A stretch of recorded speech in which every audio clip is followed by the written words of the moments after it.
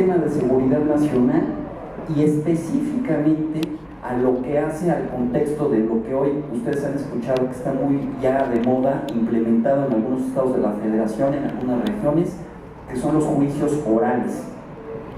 Entonces, si bien es cierto que ya se instauraron estas reformas, insisto, ya en algunos estados de la federación ya de alguna manera tienen ese carácter, ya están conociendo determinados jueces, no menos cierto también es que dentro de la esfera de este aspecto de seguridad se instaura en el artículo 22 constitucional en el 2008 por estas reformas precisamente lo que se refiere a la ley de extinción de dominio, obviamente a nivel federal. A nivel del Distrito Federal pues tenemos el ordenamiento jurídico que lo regula, que es la ley de extinción de dominio de bienes para el Distrito Federal. Me voy rápidamente para no, ahora sí que agotar un poquito la paciencia, y de cualquier forma nos vamos a ir instrumentando rápidamente sobre algunas dudas que van a surgir posteriormente, como puede ser el caso que vamos a platicar de los copropietarios, coposeedores y toda una serie de personas que intervienen también en los elementos. Vamos a hablar, ¿le podría regresar por favor? A ver, ahí está bien. ¿Cuáles son los elementos de la acción de extinción de dominio de bienes? Primero que nada, tenemos que saber, lo atinadamente lo menciona el licenciado Javier, ¿por qué hablamos de que es una acción real? ¿Qué quiere decir una acción real en relación a una acción personal? Bueno, las acciones reales son todas aquellas que deben ejercitarse específicamente sobre bienes. Aquí estamos hablando en la connotación más amplia de todo tipo de bienes, bienes muebles, bienes inmuebles, específicamente, ¿no? Bienes inclusive, bienes fungibles, porque también entra dentro de este campo, dentro de esta esfera, esa situación.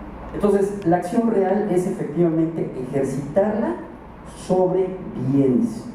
Aquí tenemos que ver la cuestión de la procedencia de la acción, porque ya vemos un poquito más adelante que inclusive el Ministerio Público tiene las facultades más amplias, inclusive desistirse, declarar improcedente una acción, etc. Hay una serie de elementos. Ahora bien, vamos a hablar entonces de esta situación. Elementos esenciales son la existencia de un ilícito, ya lo mencionaba finalmente el licenciado Javier, que son delincuencia organizada contra la salud, secuestro, trata de personas, hoy por las nuevas modificaciones, delitos contra la salud en su modalidad de narcomenudeo, por lo que hace aquí al Distrito Federal. ¿Cuáles son las características de esta ley de extinción de bienes? Por la ratio legis, exposición de motivos de la ley, nos habla claramente de que tiene una naturaleza patrimonial. Yo les quisiera preguntar, queridos amigos, ¿quién me quiere decir, para entender esto así con mayor precisión, o que me den una opinión de qué debo de entender por patrimonio? Porque a veces lo oímos a diario y lo comentamos, pero como que de repente ahí se nos va un poquito la idea del patrimonio. ¿Quién me quiere hablar un poquito del patrimonio? Eduardo Treviño. El patrimonio, lo primero que pienso es en un activo que tiene una persona física o no. Pero ya te los mandé. ¿Algún otro que quiera opinar en relación al patrimonio? ¿Cómo lo debemos de conceptualizar, entender? Porque se oye muy fácil, pero a veces nos enredamos un poquito en eso. El patrimonio viene derivado de patria, de lo nuestro, es propiedad nuestra por legítimo. Bien.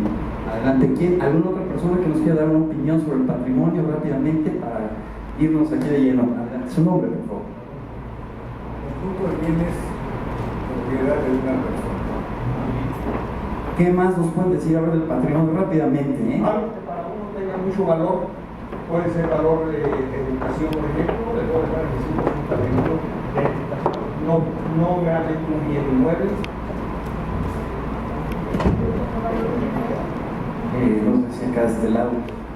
Lo que pasa es que no he escuchado los nombres y me los quiero aprender. Sí, David Pablo. Yo considero que el patrimonio es el diferencial entre lo que uno tiene y lo que uno debe. Muy buena foto. ¿Alguna otra consideración relacionada con el patrimonio que nos quieran dar? Bueno, efectivamente el patrimonio vamos a entenderlo como ese conjunto de bienes y derechos.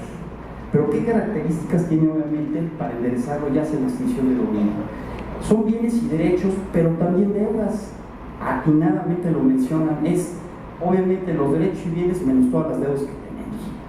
Pero la característica esencial es que sean apreciables en dinero, o sea, tienen que tener un valor pecuniario para poder hablar el concepto necesariamente de patrimonio, en términos generales. Bien, entonces decimos, vamos a hablar de las cuestiones netamente en forma muy genérica de los delitos que se están previendo aquí que den origen a la ley, que den origen a la extinción del dominio de bienes. Ustedes saben muy bien que en los delitos siempre hay un objeto jurídico que se debe de tutelar, es decir, qué es lo que realmente le interesa al Estado vigilar, custodiar, proteger, que son los intereses y valores ya sean de las personas físicas o en su caso de las personas morales, en este caso. Bien, entonces, obviamente, pues estos delitos que son de alto impacto, porque son de alto impacto que nos afecta a la sociedad, quiero decirles que es tan trascendente lo que también mencionó el licenciado Javier, que por lo que hace a la delincuencia organizada, por primera vez desde el 2008 a la fecha, se eleva a rango constitucional. O sea, nosotros tenemos ya la previsión de la figura del delito en la Constitución, en el artículo 73 constitucional, cuando faculta al Congreso de la Unión para legislar en materia de delincuencia organizada. Nomás vean ustedes la importancia que reviste y para que se aplique la ley de extinción de dominio de bienes. ¿Sí? ¿Cuáles son esa existencia de bienes? Ya saben ustedes que hay una serie de formas de ver a los bienes, muebles, inmuebles, ya decíamos, ya vemos en su oportunidad que entran dentro del patrimonio del Estado los bienes que son susceptibles de la extinción de dominio de bienes, y en consecuencia el régimen va a ser en términos de la Ley General de Bienes Nacionales como bienes de dominio público. Bien, entonces aquí tenemos que esa existencia de bienes son instrumento, objeto, producto del delito, o que no siendo producto del delito se hayan utilizado o destinado para ocultar o mezclar precisamente el delito. Bien, la determinación, que es la base fundamental de estos principios que descansan sobre el artículo 22, no necesariamente tiene que acreditarse que haya el delito. Basta que la determinación, o mejor dicho, que la determinación que el delito sí sucedió.